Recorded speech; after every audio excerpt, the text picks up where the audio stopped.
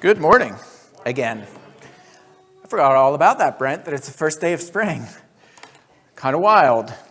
All right, our theme this year is the heart of man plans his way, but the Lord establishes his steps. Again, we've been talking about the importance of coming up with the plan and understanding that number one, you have to have a plan. Number two, those plans will change, but that doesn't mean we don't make plans.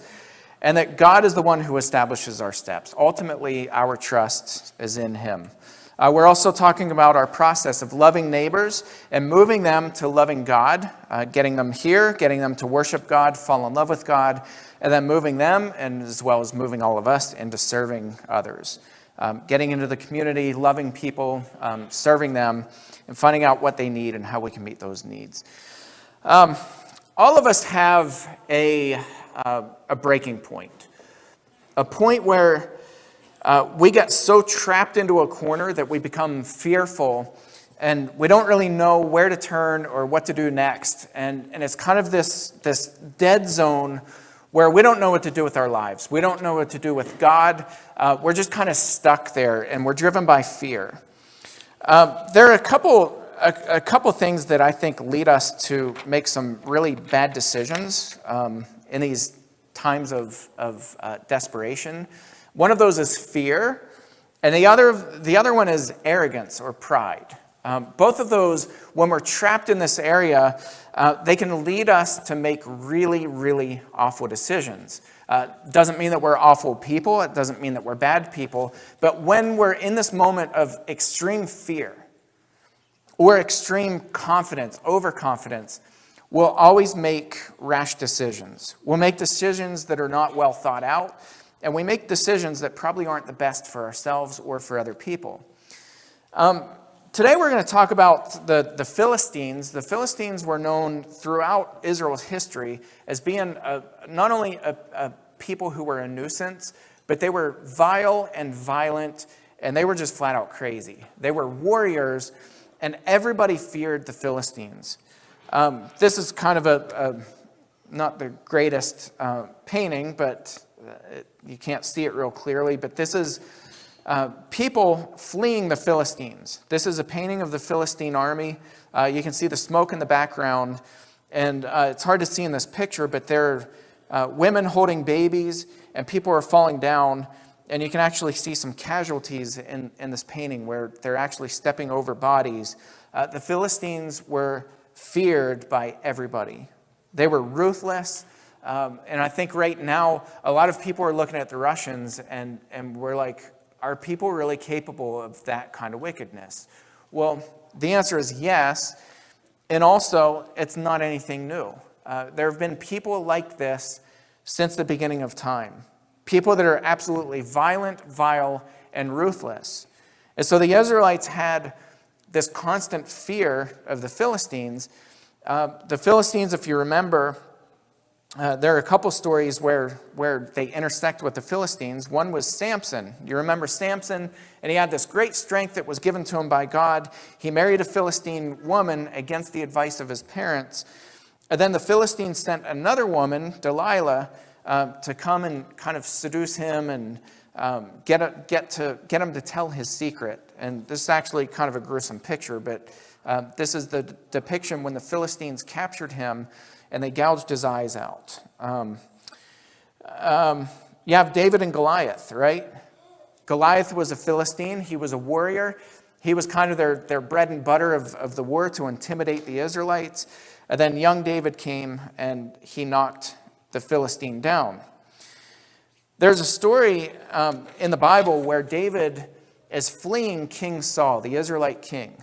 We talked about this on Wednesday night. David was fleeing Saul because Jonathan, Saul's son, had told David that my dad is going to kill you. He's going to stop at nothing and have you murdered. And so David fled into a Philistine city, the city of Gath. And I think this was one of those moments where David was he reached his boiling point. I think David was living in fear. David was intimidated. David was scared. He goes into the city of Gath holding the sword that he's holding in this picture. He took Goliath's sword and he went into the city of Gath, a Philistine city, when he was fleeing from King Saul. The reason he had Goliath's sword is because he couldn't find any weapons to defend himself. And so he went and he talked to some people, and finally the answer came back: the only weapon we have is the sword of Goliath that you took when you killed him. And David said, I'll take that sword. He took the sword and he fled to the city of Gath. When he got into the city of Gath, he was captured. He was sent to the king, the Philistine king. And right away, immediately, somebody said, I recognize this guy. He's the one who killed our warrior Goliath. And I can't imagine all the thoughts that were going through David's mind at that moment. Like, I kind of relate this to my life, though certainly nothing that dramatic at all. But we have these moments where we feel trapped, we feel captured, we feel like we don't even know where to turn. How am I going to get out of this one? And I think that's going through David's mind in this moment. How do I get out of this? By all intents and purposes, I think David in his mind probably thought he was dead meat. I think he thought, I'm captured by the Philistines, the most ruthless people on the planet. I killed their warrior. They now recognize me. They captured me. The Philistine king has me now in his custody. There's no way I'm getting out of this one. And that's where we enter the story in Psalm 56. We're going to start reading a little bit before where Brent read for us this morning. Psalm 56, the heading to this psalm says this: to the choir master, according to the dove on far-off terebinths, a miktam of David when the Philistines seized him in Gath. David penned this psalm when he was captured in Gath. And I think David probably, when he penned this psalm, didn't know if he was going to live or die in that moment. And so he's writing his heart out, and here's what he writes. Be gracious to me, O God, for man tramples on me. All day long an attacker oppresses me. My enemies trample on me all day long, for many attack me proudly. When I'm afraid, I put my trust in you. In God, whose word I praise. In God I trust. I shall not be afraid. What can flesh do to me? All day long they injure my cause. All their thoughts are against me for evil. They stir up strife. They lurk. They watch my steps as they have waited for my life. For their crime will they escape? In wrath cast down the peoples, O God. I want to pause here for a second before we move on to verse 8, which is where Brent read from. I think a lot of times we reach this boiling point in our life because we feel like, or maybe it's a reality, that people really are against us, that people oppose us as Christians, as people, as friends, whatever it is. All of us at some point have experienced people really coming on the attack against us. Maybe not to this point. Maybe they're not warriors. But maybe at some point people have come against you and they've come against you hard. As Christians, I think a lot of times we're wrongly taught that you just kind of turn the other cheek and brush that off and it's no big deal and, God will take care of you and all is good in life. But David in this moment, I think he's genuinely afraid. I think he's fearful of his life. I think he's terrified. But then he says, when I'm afraid, I put my trust in you. On Wednesday night, for our devotional, we did a trust exercise. You guys know the exercise where you fall back, somebody's behind you. So we started it. We demonstrated it for the kids. The kids did awesome with it. But I learned really quickly that my own wife, Natalie, doesn't trust me. She took a step. In all fairness, though, we never did that exercise before, so, I'm not the most reliable, probably. That's probably what it boils down to more than anything, is not that she doesn't trust me, but I'm not that reliable. But we did the trust exercise, and then we did it with the kids, and they fell back, and some of the kids trusted me, and some didn't. And then we did another one. Did you ever see the chair exercise where you put 4 people and you line them up on chairs, and then you pull the chairs away from them. So eventually, all the chairs are gone, and they're all kind of sitting there. Has anybody seen that? You all have not lived. You saw it on Wednesday. So it's pretty cool because it's another trust exercise. You have to trust the person beside you, and you guys kind of like lay across each other, and then you remove all the chairs, and the goal is to not fall. You have to support each other. And it shows that when there's equal strength and equal people pulling their weight, you don't fall. So David, I think, is legitimately having this trust exercise with God. And one of the things that I said it to Natalie when I demonstrated this. She was facing away from me, and I said, I'm behind you. I will catch you. And then I asked her, where am I? And she said, you're behind me. I said, how do you know that? Because you told me that. And so that was part of what we talked about on Wednesday too. Just because she couldn't see me didn't mean that I'm not there. She had to trust that I was there because I said that I was there, and I said that I would catch her. And a lot of times I think we have a hard time trusting in God because we can't physically see him. And so God tells us that in these moments, he will catch us. How do we know that? How do we know that he's there? How do we know that he'll catch us? Because he tells us so. And so it's up to us to trust, put our trust in him. And that's exactly what David's doing. David, by the way, when he was in Gath, I couldn't find a crazy picture of David, when he drooled down his beard. Do you all know that story? So when he's in Gath, here's how he gets out of it.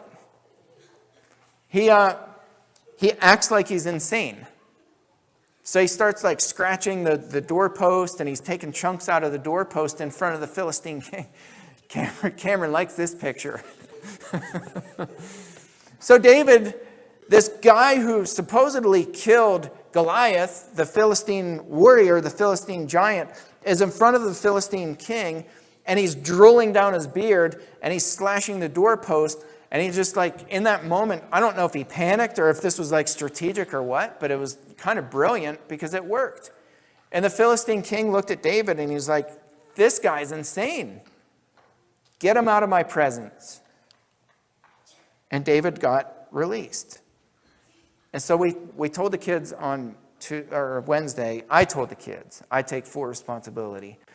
I said when they get stuck in a moment at school where they're in trouble and they need to get out of something, or they need to get out of a test, or Gabby suggested detention. I thought that was pretty brilliant. I said just act like a madman. Start drooling down your chin, and your principal will say, get this crazy person out of here. I thought it was brilliant. All right, so going back to David, here's what he says. Keep in mind, he's still captured by the Philistines. He says to God, you've kept count of my tossings. Put my tears in your bottle. Are they not in your book? Which, by the way, I use this passage when I preach at funerals because it shows that our tears are precious to God. That God collects our tears, God puts them in his bottle, and God documents those tears. He writes them in his book. In verse 9, then my enemies will turn back in the day when I call. This I know that God is for me. In God whose word I praise, in the Lord whose word I praise, in God I trust. I shall not be afraid. What can man do to me? I must perform my vows to you, O God. I will render thank offerings to you. For you have delivered my soul from death, yes, my feet from falling, that I may walk before God in the light of life. I don't know what's going on in your life right now. All of us have our own garbage that we're dealing with, probably on a daily basis. I don't know if you're in this corner where you're living in fear. I know a lot of stuff is happening in the world right now. I think all of us are feeling the pangs of inflation. We're feeling that financial crunch. There might be other stuff going on in your life that you're really wrestling with. Maybe that's driving you to fear. I don't know what's happening in your life right now. But I know that we need to echo what David says here, that we're going to trust God. That in our times of fear, in our moments of fear and anxiety, we're going to put our trust in him. And we're going to allow God to do what God does.